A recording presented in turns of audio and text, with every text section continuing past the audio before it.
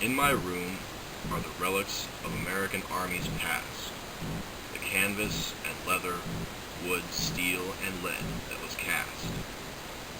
I can feel the roughness of the cloth from which a pack was sewn.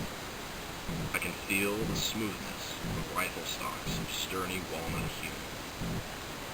I have seen some of the places where I know these things were used. Battles joined where blood and sweat and tears were fused. Places far away from our country's beautiful shore, where freedom's fight was an everyday chore.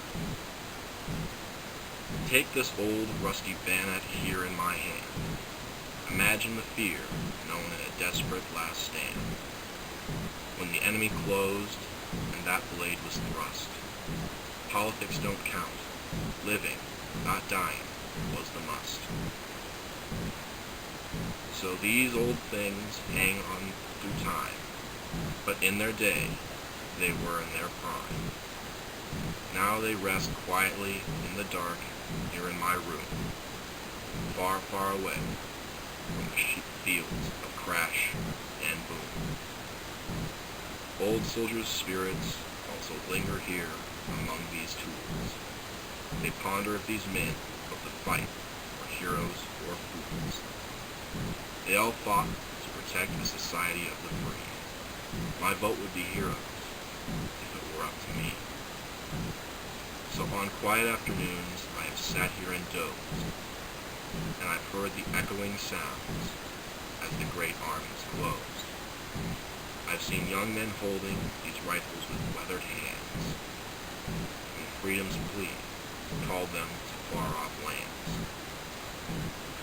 And so I've taken it on as a calling or a quest to preserve this old gear that belonged to the best. For all the young men who left families back home, who joined the ranks and yet faced their fears all alone. Now the time will come, and this old junk will just rust away.